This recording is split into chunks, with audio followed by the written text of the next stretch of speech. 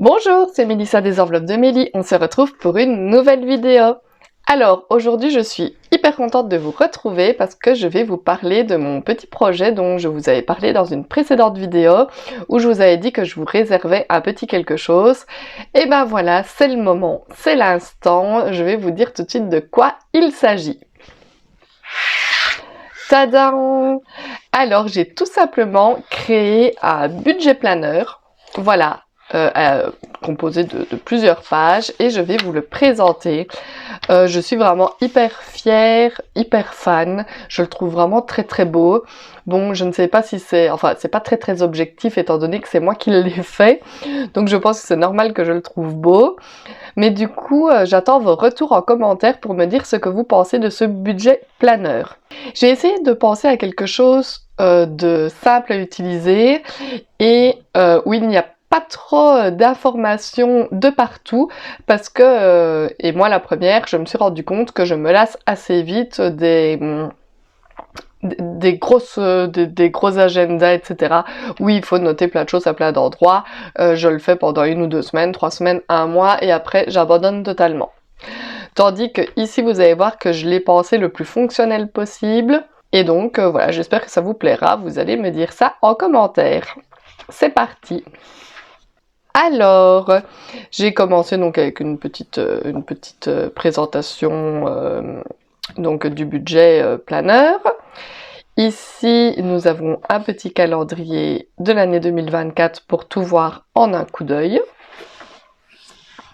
Ensuite, ici, j'ai laissé une petite place pour pouvoir noter ces objectifs de l'année, voilà. Je trouve que c'est toujours important de pouvoir en un coup d'œil se remémorer quels étaient ces objectifs pour voir si on y arrive tout doucement, à peu près, ou si on a totalement réussi son objectif. Ici, on a une liste des échéances annuelles, donc concernant toutes les grosses factures qui tombent durant l'année. Que ce soit les taxes de véhicules, les impôts, pour payer les déchets, etc. Je viens de voir que j'avais du noir, comme ça, sur moi. Je ne sais pas du tout d'où est-ce que ça vient. Ensuite, nous avons ici donc pour noter les cadeaux d'anniversaire qu'on compte donc offrir durant l'année, pour mettre les noms et les montants pour chaque mois. Voilà, on ne fait pas non plus des cadeaux à tous les gens qu'on connaît. Généralement, on se contente de souhaiter un bon anniversaire, mais il y a quand même plusieurs personnes, dont les membres de la famille, où on offre des cadeaux. Donc ici, ça permet en un coup d'œil de voir aussi un petit peu les dépenses prévues chaque mois pour les cadeaux d'anniversaire. Ici, je vous ai remis mon menu de la semaine. Je sais qu'il y a beaucoup d'entre vous qui l'aiment beaucoup, donc je l'ai intégré. Donc chaque jour de la semaine pour moi a une base et du coup c'est plus facile pour moi d'organiser mes menus à l'avance en sachant déjà plus ou moins par où m'orienter. Donc par exemple le lundi c'est base soupe, donc ça peut être un velouté, un bouillon, une minestrone, etc. Le mardi, base pâtes, donc à la bolognaise, 4 fromages, carbonara, des raviolis, même des lasagnes, tout ce que vous voulez sur base de pâtes. Le mercredi, base œufs, donc soit des omelettes, des œufs au plat, des tortillas, des crêpes, etc. Le jeudi, avec des bases pâtes à tarte ou pâtes à pizza, donc on peut faire des quiches, des pizzas, des tartes salées, des tourtes. Le vendredi, base plat unique, donc quelque chose où tout est ensemble, comme un chili con carne, un hachis parmentier, une tartiflette. Et le dimanche, base viande, que ce soit le fameux poulet frites, steak frites, une fondue, un barbecue, tout ce qui a plus comme base un bon morceau de viande.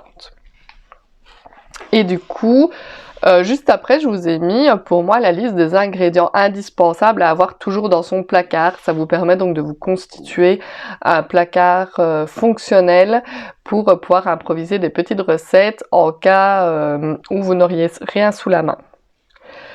Donc ici, je vous ai laissé la place donc pour écrire vous-même votre menu de chaque jour sur la base mentionnée au-dessus.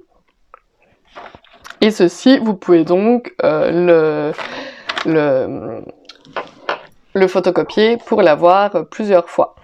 Donc ici, ce qui est très pratique avec ce système de de planeur, voilà, c'est que vous pouvez détacher les pages, vous pouvez les compléter à côté, etc. Vous pouvez les photocopier et puis en un tour de main venir les remettre dans votre agenda. Et voici.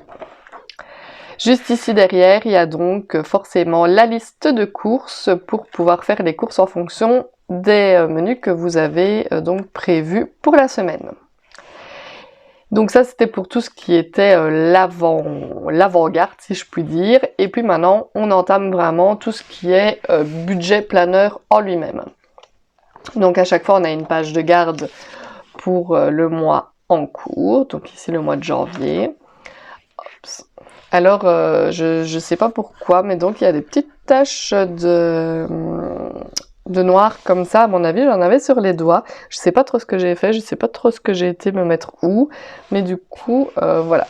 Donc en temps normal, il est bien propre et bien joli, mais ici, voilà, j'ai dû faire une petite tache. Donc on a les revenus mensuels, les dépenses fixes. On fait donc le total des revenus, le total des dépenses fixes. Ici, et on inscrit donc ce que ça fait, et ce sera donc notre reste à vivre. Ensuite, ici, on peut noter toutes ces dépenses variables. On fait donc la différence du reste à vivre et des dépenses variables, et ce qui reste, ça ira donc dans les épargnes qu'on va noter ici et mettre le budget donc prévu pour le mois dans ces épargnes-là.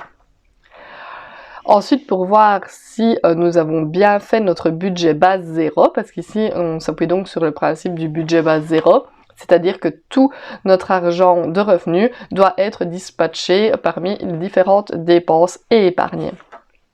Pour voir si on est bien juste, on va tout simplement faire l'addition des dépenses fixes, des dépenses variables et des épargnes, et normalement, une fois qu'on aura, on reviendra au total des revenus. S'il y a une erreur, c'est ici qu'on pourra le constater. J'ai fait donc un petit suivi des dépenses ainsi qu'un suivi des épargnes pour le mois pour voir un petit peu où est-ce qu'on va piocher de l'argent le plus souvent, etc. Voilà, vraiment pour avoir voilà, visuellement un suivi des dépenses et des épargnes que l'on fait sur le mois. Voici, et ainsi de suite pour chaque mois de l'année. Donc ici, février, vous voyez, c'est exactement pareil. On peut renoter son budget tous les mois, vu que les revenus, les dépenses, etc. ne sont pas pareils tous les mois. Hop, je vais passer pour aller un peu plus loin. Donc ici, c'est pareil donc pour tous les mois. On arrive au mois de décembre. Hop.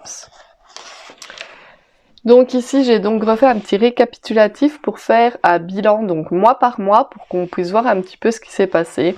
Donc les revenus du mois, les dépenses fixes, les dépenses variables, les épargnes, les éventuels imprévus qu'on aura rencontrés durant le mois, et les économies qu'on a faites en fin de mois sur les différentes dépenses, ce qu'on n'aura pas dépensé et qui pourra repartir dans les épargnes.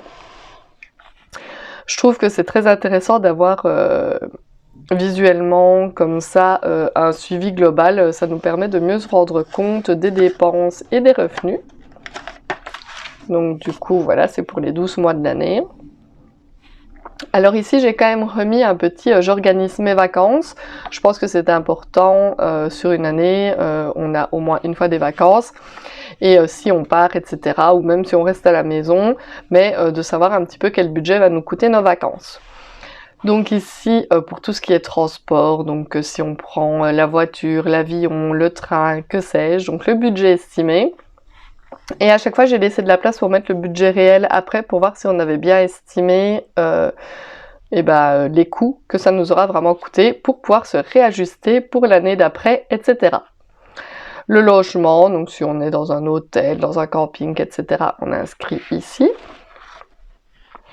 Les différentes activités prévues et donc le coût estimé. Pareil pour la nourriture, si on fait des courses, si on va au restaurant, etc. Si on compte manger des glaces tous les jours. Enfin voilà, on essaie de noter le plus précisément ici possible les dépenses liées à la nourriture. Et autre, c'est si jamais vous comptez acheter des petits souvenirs sur place, si vous comptez aller faire les boutiques là-bas, acheter des cadeaux, aller sur des marchés, etc. On note tout ça dans autres et donc de nouveau budget estimé et budget réel. Et donc pour savoir au final combien nos vacances vont nous coûter, on fera le total entre le transport, le logement, les activités, la nourriture, autres, et on aura le total budget pour les vacances. Hop, alors j'ai inclus également ma valise, voilà, c'est un petit pense-bête pour ne rien oublier à mettre dans sa valise, voilà, c'est généralement quelque chose, voilà, on est toujours un peu stressé quand on part de se dire purée, est-ce que j'ai rien oublié? Et donc du coup ici je vous ai fait voilà, une petite checklist des choses essentielles à avoir sur soi pour partir en vacances. Ici, je vous ai fait une petite liste d'idées cadeaux pour la famille et les amis, donc des fois on est en manque d'inspiration pour offrir un cadeau une fois le moment venu, mais bien souvent durant l'année on se rappelle qu'on avait une super idée et on a oublié quoi. Donc du coup ici dès que vous avez une idée cadeau pour un des membres de votre famille, vous notez le prénom, le cadeau et le budget que ça pourrait faire pour ce cadeau en question. Et comme ça vous avez toujours votre petite liste sous la main pour ne pas oublier. Et enfin, j'ai terminé ce planeur par la checklist du ménage, donc à savoir toutes les tâches qu'on doit faire quotidiennement, les tâches qu'on doit faire de manière hebdomadaire et les tâches qu'on peut faire de manière mensuelle. Ça pareil de nouveau, on peut l'enlever et le photocopier le nombre de fois qu'on a envie. Donc voilà, moi je suis hyper fan de mon budget planeur. Je trouve les couleurs hyper belles, ça me donne trop envie de l'utiliser. Donc du coup, celui-ci, je vais le garder pour moi. Et donc voilà, je comptais donc vous le proposer, je vais en vendre forcément parce que je sais que ça en intéresse beaucoup, il y en a déjà des gens qui m'ont dit en dehors des réseaux sociaux voilà, que ça les intéressait dans mon entourage et donc je vais leur en faire également. Donc le budget planeur, tout fini comme celui-ci avec la petite couverture reliée comme ceci où vous pouvez détacher les feuilles, etc. Je vais le mettre en vente au prix de 24,90 €. Plus donc les éventuels frais de port jusque chez vous, ce qui devrait revenir à plus ou moins 30 € pour le recevoir près de chez vous. Et par contre, je sais qu'il y en a également beaucoup d'entre vous qui aiment bien un petit peu chipoter de leurs mains également. Et donc du coup, je vais le mettre sur ma boutique également en version téléchargeable et imprimable. Donc pour que vous puissiez le faire tout simplement chez vous.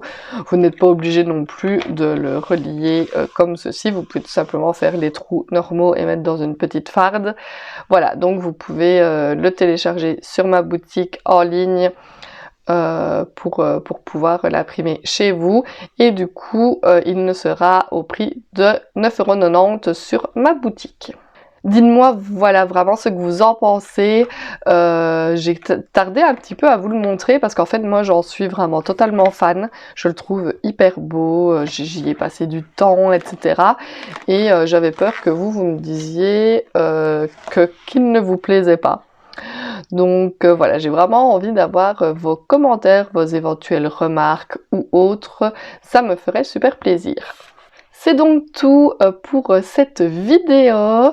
Je vous rappelle comme d'habitude, si ce n'est pas encore fait, de vous abonner à ma chaîne, ça me ferait vraiment super plaisir. N'hésitez pas à me laisser des petits pouces vers le haut. Et moi, je vous dis déjà à bientôt dans une prochaine vidéo. Bye bye!